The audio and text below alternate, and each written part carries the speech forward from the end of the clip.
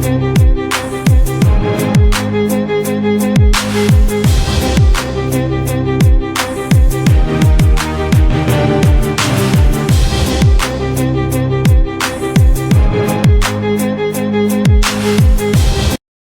guys, what's going on? I'm Tim for The Real Sports Talk. You can find The Real Sports Talk on Facebook. Just go like The Real Sports Talk. You can also find me on Twitter and follow me at Cash Kelly, K-A-S-H Kelly _TRST. Game 4 of the Western Conference Finals, and in a series where many wrote off the Oklahoma City Thunder after 2, I stuck with my original pick of Thunder in 7, and it looks pretty nice right now, and it looks like we are about to have an epic last 3 games of this series, because so far the first 4 games have all been pretty solid games. I mean, I know Game 2 was the one clunker in there, and Game 3 the Thunder kind of controlled for most of the game, but overall I think that the rest of this series looks like it is going to be a very competitive series. It wasn't a great game tonight, but it was a pretty solid overall game. I'll run through some stats, then I want to give my thoughts on what I think is going to happen the rest of the series. For the Spurs, Tony Parker, 12 points, but on 5 of 15 shooting. He needs to step up in these final 3 games. He has not shot a great percentage throughout the series in Game 1 or in Game 4, so he needs to step up in the remainder of the series. Boris Diaw, 5 of 11, 12 points.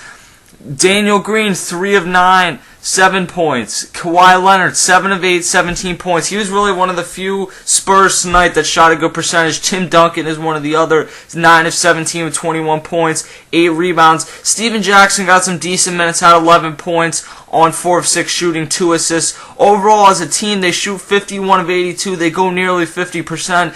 But the real issue is that the remainder of the team, I mean, Manu Ginobili had 25 points, Gary Neal had 15 points, but overall they could not stop the Oklahoma City Thunder defensively to really stay in this game. You need to, if you're really going to win this series, and we said this about the Thunder when they were giving up this amount, when they gave up 120 in Game 2, if you give up that many points, your chances of winning a game in the Western Conference Finals don't work. Maybe in the first round aren't great. Maybe in the first round of the playoffs, you can get away with that if you're able to just outscore the other team. But you have 2 teams here that are obviously really good because they made it to the Western Conference Finals, the 1 and 2 seeds.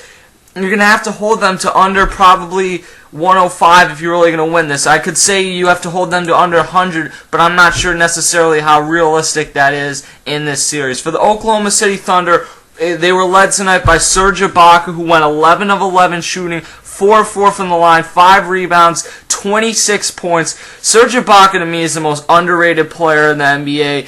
Defensively, I think he should have won the Defensive Player of the Year award this year. 26 points tonight. He is an offensive threat, has a very good game. Kendrick Perkins is a rare, and he's an effective player on offense just because of how big he is. He'll pull down rebounds and he'll set big screens, but he normally is not someone you count on as a big scorer. Tonight, though, 7 of 9 shooting, 15 points. And Kevin Durant, 13 of 20, 9 of 9 from the line, 8 points, 8 assists, I should say, and 36 points. Russell Westbrook really struggled. He's been inconsistent throughout the series. He's had a few nice games and a few clunkers, and tonight was certainly one of those clunkers. Fortunately, though, Kendrick Perkins and Serge Ibaka picked up the slack scoring, because on a normal night where Kendrick Perkins will give you 2 or 4 points and Serge Ibaka is not going to shoot 11 of 11, your chances of winning this game really are not very good. So they got, I don't want to say lucky, but that's pretty much what happened, that they got lucky that this was a good night for Serge Ibaka and a good night for Kendrick Perkins. Thabo Sefolosha, can't say enough about what he has done on defense throughout these playoffs. 6 rebounds tonight, 1 assist on 6 points. And then off the bench, Nick Collison, 4-5, 1 assist, and 8 points. He's done a nice job throughout the playoffs. And James Harden has 11 points, 4 of 13 shooting. Not necessarily a great game for him either, but he also did have 7 rebounds and 7 assists. As a team overall, and this is really the telling thing, because you look at the Spurs and you think, wow, they shot 50% and they still lost the game. While the Thunder were able to shoot 56.4%. In the playoffs where we've really seen some ugly games, especially like the Sixers and Celtics series, this, in terms of scoring and shooting percentage, this certainly was not one of those ugly games. The Thunder also outshot them at the line. The Spurs shot 62.5%, and the Thunder shot 76%. The Spurs certainly are a better three-point shooting team. I think we've seen that throughout a lot of this series. Overall in the series, over the course of the next 3 games, I think that the Thunder will win in 7 games. That's really my prediction. I know that 2 of the next 3 games will be in San Antonio, and that's been an advantage. Throughout these playoffs, we've really seen a lot of teams that are really good teams but do not win a lot of games on the road. The Miami Heat do not win a lot of games on the road.